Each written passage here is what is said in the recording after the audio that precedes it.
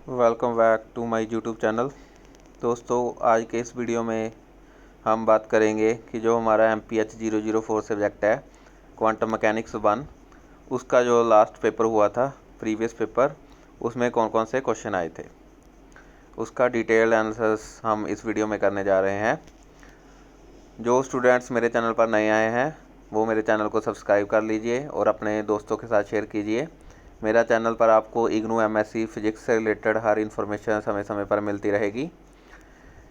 आपने अपने एग्ज़ाम की तैयारी के लिए कौन कौन से इंपॉर्टेंट टॉपिक प्रिपेयर करने हैं और जो हमारे दूसरे सब्जेक्ट्स हैं उनके जो प्रीवियस क्वेश्चन पेपर है वो भी मैंने पिछली वीडियोस में डिस्कस किए हैं, आप जाकर वहां पर देख सकते हैं।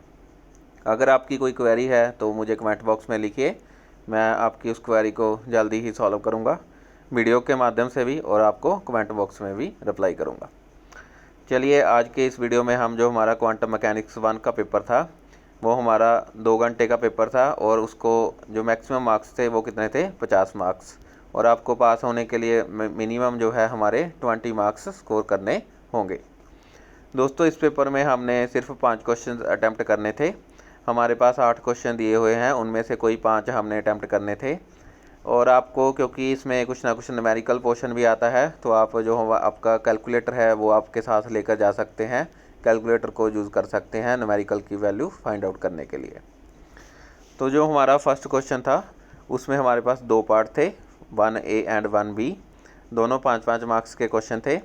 जो फर्स्ट का ए क्वेश्चन था वो क्या था, हमें what do you understand by wave particle duality.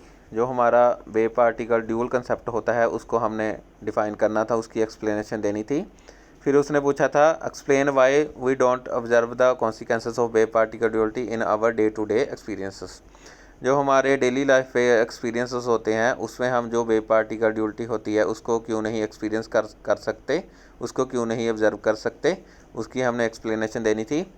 फिर हमारे पास एक न्यूमेरिकल था। न्यूमेरिकल क्या था, calculate the de Broglie wavelength of an electron accelerator from rest through a potential difference of 200 volts. तो हमने क्या फाइंड आउट करनी थी, वेवलेंथ लैम्डा फाइंड आउट करनी है। हमारे पास जो पोटेंशियल डिफरेंस है V हमें दिया हुआ है 200 वोल्ट। तो इस तरह हमने ये न्यूमेरिकल सॉल्व करना था। तो दोस्तों, ये हमारा फर्स्ट चैप्टर है हमारी बुक का, उसमें से आया हुआ क्वेश्चन है। बेसिकली बिल्कुल ईजी सिंपल क्वेश्चन है। हमने वेव पार्टिकल ड्यूअलिटी उसको एक्सप्लेन करना है, वो हमारी डेली लाइफ में क्यों नहीं हम ऑब्जर्व कर पाते उसका एक्सप्लेनेशन देना है, और फिर एक सिंपल सा जो हमारा न्यूमेरिकल है उसको सॉल्व करना है। ये बिल्कुल हमारा जो फर्स्ट चैप्टर के फर्स्ट टॉपिक है उसमें से ही ये न्यूमेरिकल आया हुआ है, सिंपल और ईजी न्यूमेरिकल है। दोस्तों, न्यूमेरिकल में जो कुछ और वैल्यूज़ यूज़ होनी है, जब आप इसको सॉल्व करेंगे तो आपको इसका फार्मूला पता करेगा कि हमने जो लैम्डा की वैल्यू फाइंड आउट करनी है उसका फार्मूला क्या होता है, उसमें कौन कौन सी अदर वैल्यूज़ यूज़ होनी है, वो आपको लास्ट में इसने जो हमारा क्वेश्चन पेपर है उसमें दी हुई है। फिर हमारे पास जो सेकंड क्वेश्चन आता है 1B, पहले का B पार्ट, उसमें था use the uncertainty principle to determine the approximate size of an atom. दोस्तों, बेसिकली जहाँ पर जो हमारा अनसर्टेनिटी प्रिंसिपल होता है, जहाँ पर जो टाइपिंग मिस्टेक थी उसने CONCERTAINTY लिखा हुआ है। बेसिकली ये अनसर्टेनिटी प्रिंसिपल की बात कर रहा है। उसको यूज़ कर हमने जो साइज ऑफ एटम होता है, अप्रोक्सीमेट साइज ऑफ एटम, उसकी वैल्यू फाइंड आउट करनी है। दोस्तों, जैसे कि आप जानते हो कि हमारा अनसर्टेनिटी प्रिंसिपल क्या होता है, बेसिकली डेल्टा X और डेल्टा P की जो प्रोडक्ट होती है उसको वो डिनोट करता है, that is greater than equal to H/4π। तो उस रिलेशन को यूज़ कर हमने जो अप्रोक्सीमेट साइज ऑफ एटम है उसको फाइंड आउट करना है।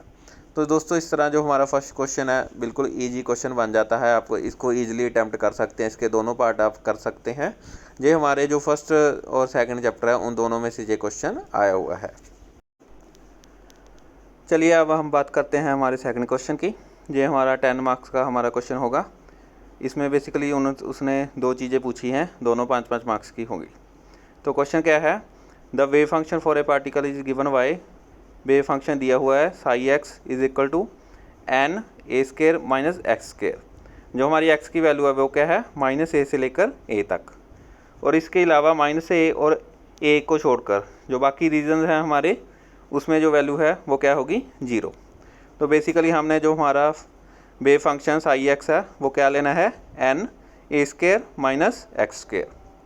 हमने फाइंड आउट क्या करना है, calculate the normalisation constant N and the expectation value of the position X. तो बेसिकली हमने इसमें दो पार्ट पूछे गए हैं, एक नॉर्मलाइजेशन कांस्टेंट एन की वैल्यू और दूसरी एक्स की एक्सपेक्टेशन वैल्यू, दोनों 5-5 मार्क्स के क्वेश्चन है। अगर इस पार्ट की हम इस सम की बात करूं तो इसमें हमको बेसिकली इंटीग्रेशन ही करना है। अगर हमें इंटीग्रेशन अच्छे से करना आता है तो ये हमारा जो सेकंड हमारा क्वेश्चन है हमारे लिए बिल्कुल इजी रहेगा, सिंपल रहेगा।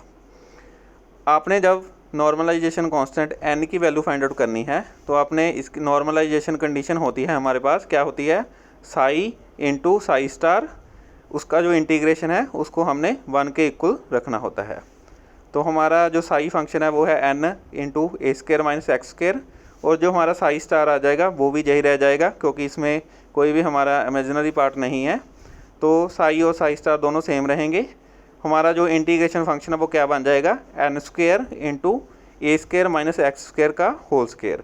इस फंक्शन का हमने इंटीग्रेशन लेना है बेसिकली माइनस इन्फिनिटी से लेकर इन्फिनिटी तक, और उसको 1 के इक्वल रख देना है। फिर इस इंटीग्रेशन को हमने सॉल्व करना है और इससे हमारी n की वैल्यू आ जाएगी, ये हमारा नॉर्मलाइजेशन कांस्टेंट होगा। इसी तरह हमने जो हमारा x है उसकी हमने एक्सपेक्टेशन वैल्यू फाइंड आउट करनी है।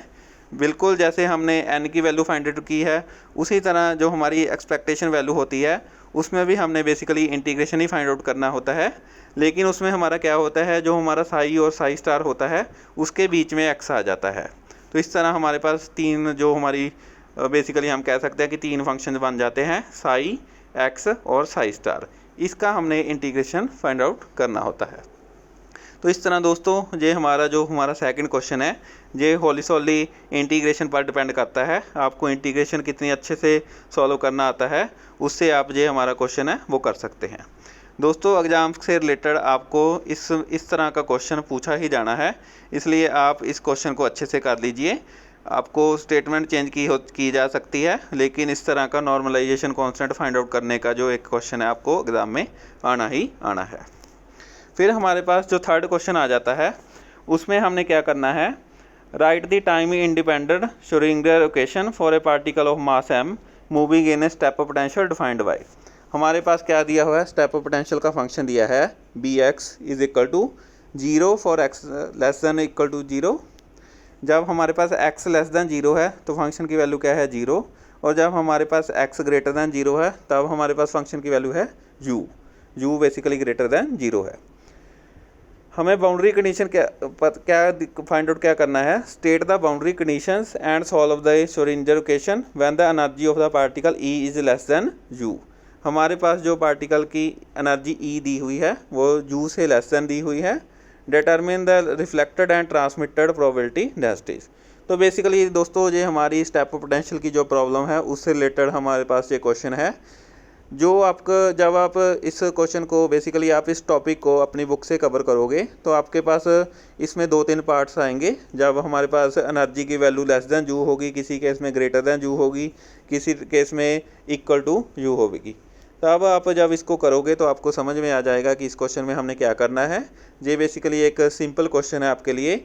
जो आपके पास बुक में प्रॉब्लम दी हुई है स्टेप ऑफ पोटेंशियल की उसमें बेसिकली 3-4 पार्ट्स हैं। इस क्वेश्चन में उसने एक ही पार्ट आपको पूछा है, उसमें क्या कंडीशन दी है, जब एनर्जी E की वैल्यू है लेस देन u हो, तो आपने ये फाइंड आउट करना है। फिर इसमें आगे और टॉपिक आ जाते हैं रिफ्लेक्टेड और ट्रांसमिटेड प्रोबेबिलिटी डेंसिटी, उसका हमने रिलेशन फाइंड आउट करना है। तो ये हमारा क्वेश्चन बेसिकली 10 मार्क्स का है जिसमें उसने 3-4 क्वेश्चन पूछे हैं जिनके आपके पास अलग अलग स्कोर है। जैसे पहला क्वेश्चन 2 मार्क्स का, दूसरा भी 2 का, तीसरा 4 का और चौथा 2 का। इस तरह ये आपका स्टेप ऑफ पोटेंशियल से रिलेटेड एक इंपॉर्टेंट क्वेश्चन बन जाता है। आपके पास दोस्तों barrier potential well step of potential इस तरह की 3-4 प्रॉब्लम्स आपकी बुक में है। 3-4 को आपने अच्छे से करना है, उसमें से एक आपको इस पेपर में आने के चांसेस है। हमारे पास फिर फोर्थ क्वेश्चन आ जाता है। फोर्थ क्वेश्चन में आपको उसने 3 क्वेश्चन पुट किए हैं, जो बेसिकली पहला क्वेश्चन 3 मार्क्स का, दूसरा 4 का और तीसरा 3 का। क्या दिया हुआ है, the initial wave function for a simple harmonic oscillator. Simple harmonic oscillator के लिए हमें वेव फंक्शन दिया हुआ है psi is equal to 2/√5 psi 1x plus iota y root 5 psi 2x, where psi 1 and psi 2 are the normalized wave function of the simple harmonic oscillator। हमें क्या दिया हुआ है, जो psi 1 एंड psi 2 है वो नॉर्मलाइज्ड वेव फंक्शन है। फिर हमें इसका जो एक कॉम्बिनेशन बनाकर जो हमारा initial wave function psi x0 है वो दिया हुआ है। हमने पहले पार्ट में क्या फाइंड आउट करना है, show that the wave function psi x0 is normalised. दोस्तों जब हमारे पास psi 1 और psi 2 नॉर्मलाइज दिए हुए हैं, हमने शो करना है कि जो हमारा psi है वो भी हमारा क्या होगा, नॉर्मलाइज वेव फंक्शन होगा। इसको हमने फाइंड आउट करना है। जैसे कि दोस्तों हमने सेकंड पार्ट में डिस्कस किया था कि जो नॉर्मलाइजेशन की कंडीशन है वो क्या होती है कि हमने psi इंटू साई स्टार, इसका जो इंटीग्रेशन है उसको बन के इक्वल शो करना है नॉर्मलाइज करने के लिए।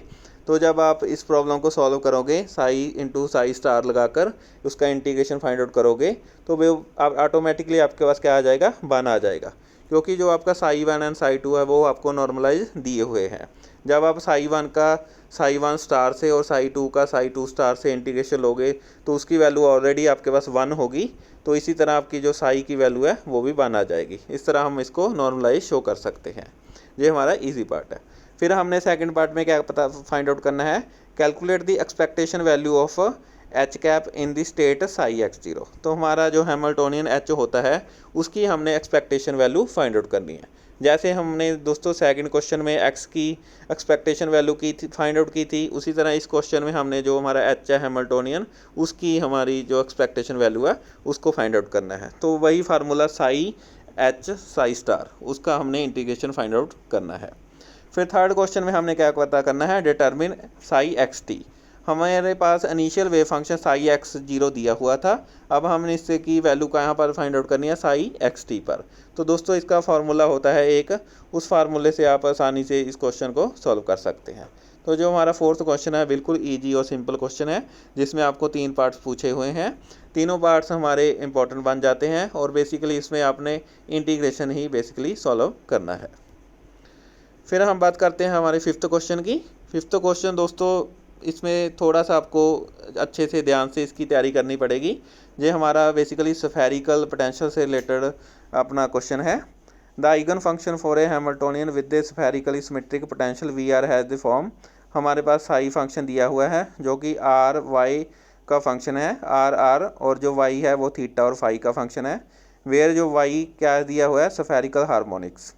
हमने फाइंड आउट क्या करना है, इसमें भी हमने उसने हमारे से 3 क्वेश्चन पुट किए हैं, जिसमें फर्स्ट पार्ट हमारा 2 मार्क्स का है, सेकंड 5 मार्क्स का और थर्ड 3 मार्क्स का। क्या फाइंड आउट करना है, फर्स्ट में write the eigen values of L square and L z for a spherical harmonic Y theta phi. हमने जो हमारा एल होता है मोमेंटम ऑपरेटर, बेसिकली उसके स्क्वायर की वैल्यू और उसके जेड कंपोनेंट की वैल्यू फाइंड आउट करनी है। किसके लिए, स्फेरिकल हार्मोनिक के लिए। फिर हमारे पास सेकंड में उसने क्या फाइंड आउट करने को बोला है, calculate the expectation value of the operator. कौन सा ऑपरेटर, L x square plus L y square for the state. State हमारे पास उन्हें साई दी हुई है 1/5 psi 211 plus 3 psi 210 plus √15 psi 21 - 1। इस साई फंक्शन के लिए हमने जो हमारा ऑपरेटर है L x square plus L y square उसकी एक्सपेक्टेशन वैल्यू फाइंड आउट करनी है। थर्ड पार्ट में हमने उसने पूछा है explain what is meant by the term centrifugal barrier. इसको हमने डिफाइन करना है कि जो सेंट्रीफ्यूगल बैरियर है वो क्या होता है। तो दोस्तों इस तरह जो आपका फिफ्थ क्वेश्चन है, ये इसमें आपको अच्छे से इसको करना पड़ेगा। इसमें कुछ उसने इंपॉर्टेंट टॉपिक आपसे पूछे हैं, तो ये आपका 10 मार्क्स का क्वेश्चन बन जाता है। सिक्स्थ क्वेश्चन में दोस्तों उसने 2 पार्ट हमसे पूछे हैं, ए और बी पार्ट। दोनों के जो हमारे पास वैल्यू है, फर्स्ट की 4 मार्क्स की और सेकंड की 6 मार्क्स की। फर्स्ट क्वेश्चन में उसने पूछा है show that the spectral representation of a Hermitian operator A with eigen values a i and corresponding eigen vectors phi i A summation i is equal to 1 to n a i. उसके बाद हमारे पास operator दिया हुआ है phi आई। इसकी हमने जो spectral representation है उसको फाइंड आउट करना है। बी पार्ट में उसने हमसे पूछा है a vector space is spanned by the orthonormal eigen kets phi 1, phi 2 and phi 3 and for any 2 state vectors psi 1 is equal to 2 phi 1 plus iota phi 2 minus iota phi 3 and psi 2 is equal to 2 iota phi 1 minus phi 2। हमने क्या find out करना है, calculate Sai 1 Sai 2, फिर Sai 2 and Sai 1 Sai 2, इसकी हमने value find out करनी है। तो दोस्तों बेसिकली ये हमारी जो आइगन कैट्स होती है उसकी प्रोडक्ट वैल्यू हमने फाइंड आउट करनी है। बिल्कुल ये हमारा एक इजी क्वेश्चन बन जाता है। इसके आप तीनों पार्ट है जो अटैम्प्ट अच्छे से कर सकते हैं। फिर हमने मैट्रिक एलिमेंट्स फाइंड आउट करने हैं साई 1 साई 2 के। तो ये आपका एक सिंपल क्वेश्चन बन जाता है। इसमें आपको बेसिकली जो हमारे आइगन कैट्स होते हैं उसकी प्रोडक्ट फाइंड आउट करनी है। फिर आ जाते हैं हमारे 7वें क्वेश्चन पर। 7वें क्वेश्चन में आपसे दो पार्ट उसने पूछे हैं। फर्स्ट जो ए पार्ट है वो हमारा 5 मार्क्स का रहेगा। उसमें हमारे पास जो लैडर ऑपरेटर होते हैं ए एंड ए डैगर, उसके डिफाइन करना है। Define the ladder operators a and a dagger, show that the simple harmonic oscillator Hamiltonian can be written as H is equal to H psi a plus a dagger plus 1/2। तो इसकी हमने दोस्तों value find out करनी है। तो ये हमारा जो लैडर ऑपरेटर होते हैं उससे रिलेटेड क्वेश्चन है। ये भी हमारा एक इजी क्वेश्चन बन जाता है। इसका जो बी पार्ट है उसमें हमने इसी को यूज़ करना है। Using the definition of a, show that the ground state wave function of simple harmonic oscillator is given by psi x is equal to N e power raise to minus a square x square over 2, where a square is equal to m omega upon h cap h cut. तो ये हमारा एक जो ladder operator होते हैं उससे related question है। Ladder operator आपका एक इम्पॉर्टेंट टॉपिक है, आपको इसको ध्यान से करना होगा। फिर हमारे पास 8th क्वेश्चन आ जाता है। 8th क्वेश्चन में भी हमने दो पार्ट को सॉल्व करना होगा, ए और बी पार्ट को। ए पार्ट में जो हमारे पास क्या पूछा है उसने 5 मार्क्स में, write down the angular momentum eigen states j m j for j is equal to 3/2। What are the eigenvalues of j square and jz for each of these states? What is the degeneracy of the state? तो जो हमारे पास total angular momentum है j, उससे related ये हमारा एक question है जो दोस्तों आपका इम्पॉर्टेंट क्वेश्चन है। इससे रिलेटेड आपको एग्जाम में क्वेश्चन पूछा जाएगा। जैसे हमारे पास जहाँ j की वैल्यू 3/2 दी हुई थी, आपको j की वैल्यू चेंज कर जैसे 5/2 1/2 ऐसे चेंज कर भी इससे रिलेटेड क्वेश्चन आ सकता है। जहाँ हमसे उसने जे स्क्वायर एंड उसका जो जेड कंपोनेंट होता है जे जेड, उसकी आइगन वैल्यूज़ फाइंड आउट करने को बोला है। फिर हमने इसमें जो हमारी डीजेनरेसी होती है, डीजेनरेसी ऑफ द स्टेट, उसको डिफाइन करना है। फिर जो हमारा सेकंड पार्ट बी पार्ट आ जाता है वो भी हमारा 5 मार्क्स का होगा। इसमें अपने पास जो हमारा स्पिन एंगुलर मोमेंटम होता है एस, उससे रिलेटेड हमारा एक क्वेश्चन है। हमें जो दी हुआ है हमने ये डेफिनेशन यूज़ करके शो करना है कि जो हमारा एक्स कंपोनेंट होता है स्पिन एंगुलर मोमेंटम का, उसकी वैल्यू ये होगी।